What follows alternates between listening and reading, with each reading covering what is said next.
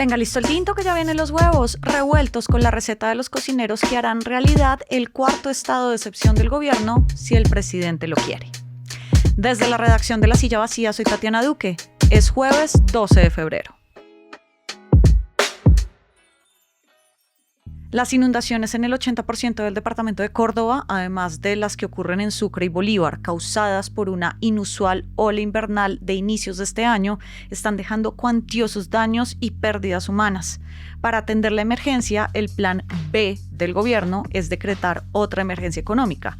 El plan A es que la Corte Constitucional levante la suspensión de la última emergencia decretada hace un par de meses. Dentro del gobierno, de todos modos, se da como un hecho que habrá una nueva emergencia, principalmente porque en el Ministerio de Hacienda, que es el que le corresponde hacer estos decretos, no hay nadie que se oponga a lo que diga el presidente. Hoy hablamos de quiénes van a hacer posibles los nuevos decretos si llega a concretarse el plan con Pablo Manrique, quien cubre los datos económicos para La Silla. Gracias por volver por acá. No, muchas gracias por invitarme. El argumento principal del gobierno para acudir eventualmente a su cuarto estado de excepción de lo que va del mandato es que no tenían cómo prever en el presupuesto que Córdoba se iba a inundar de esa manera y que habría una ola invernal tan fuerte a inicios de este año.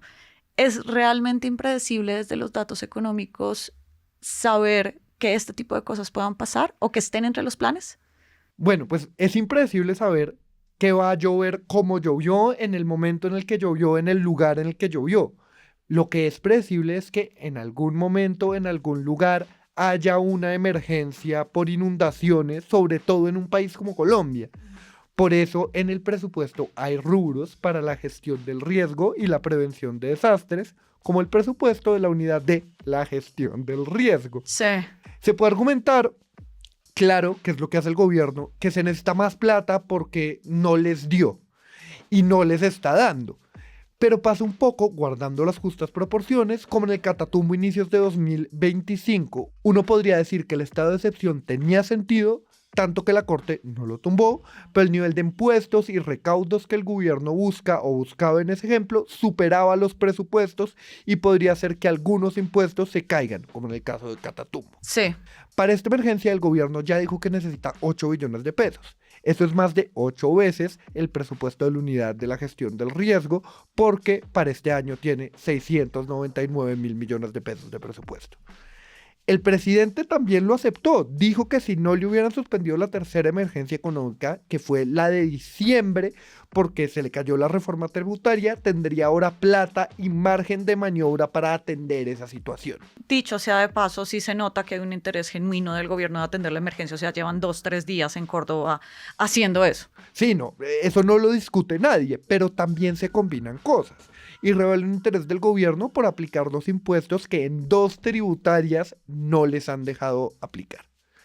En general, lo que termina mostrando es lo que hemos dicho desde hace meses, que es que el gobierno necesita plata. ¿De quién dependería entonces que se decrete una nueva emergencia económica para encontrar esta plata? La última palabra, como en la mayoría de las cosas del Ejecutivo, la tiene el presidente.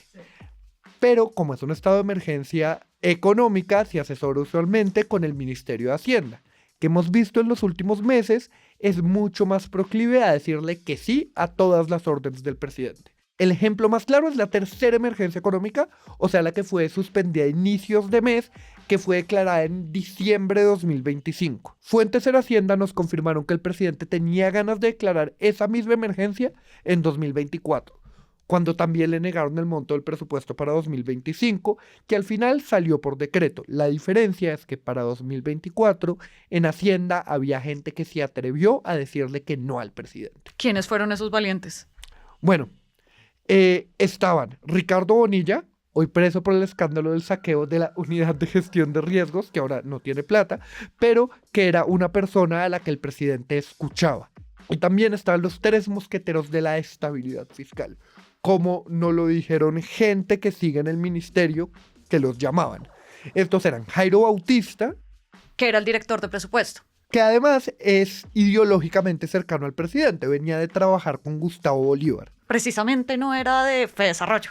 No, el otro era José Roberto Acosta. El que era el director de Crédito Público. Sí, y ahora es embajador en Argentina. También es de la línea ideológica del presidente. Y el tercero es Diego el Breve. Diego Guevara, el ministro de Hacienda por 3 meses. Sí, antes viceministro de Bonilla, un economista de la Nacional que en papers decía que el Banco de la República podía aumentar la desigualdad en el país. Es decir, ninguno de ellos es que fuera enemigo del proyecto político del presidente o de otra escuela económica. O sea, no es un tema ideológico o de lealtad hacia el presidente esto de discutir dentro del mismo gobierno la posibilidad o no de decretar emergencias económicas. Sí, es que, como me lo decían, la estabilidad fiscal está por encima de las ideologías. Eso lo repetía uno de estos 3 mosqueteros, porque los estados necesitan plata. Obvio, pero si ya no están los que podían argumentarle o contraargumentarle al presidente, ¿quiénes van a tomar la decisión o tomaron ya la decisión de una cuarta emergencia económica? El primero es el ministro de Hacienda, Germán Ávila. Él mismo dijo cuando fue nombrado que no sería un contradictor del presidente, es decir, que está para decir que sí. No solo en darle luz verde a las solicitudes de emergencia, sino también en subir el mínimo un 23%, traer la plata de las pensiones que estén en el exterior, subir el salario a los militares, todas medidas fiscalmente arriesgadas. Pero para llevar a cabo esas medidas también se necesita plata, obvio. Y la persona que consigue la plata para esas ideas es Javier Cuéllar, que es el nuevo director de Crédito Público. Si Ávila dice que sí, Cuéllar es el que pone la plata porque es un financiero nato, es muy bueno para buscar finanzas, pensar en plata y cómo conseguirlo. Tener una persona que no te va a contradecir y además una persona audaz para encontrar plata, pues es llevarse el bingo si uno es presidente.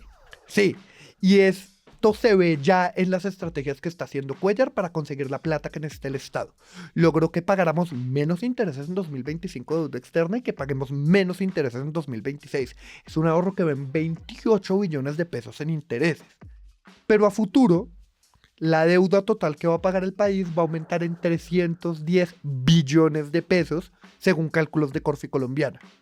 Lo que hizo básicamente Cuéllar fue refinanciar la deuda como lo hace uno con las tarjetas de crédito. Pagamos menos ahora con una deuda futura más alta. Dentro de la política, a la gente que siempre le dice que sí a su jefe se les dice yes men. ¿Qué tanta diferencia vamos a ver entre la emergencia económica que está suspendida desde hace 2 semanas y que hicieron estos 2 yes men a la que posiblemente veamos en los próximos días que también ellos ya dijeron que podrían hacer?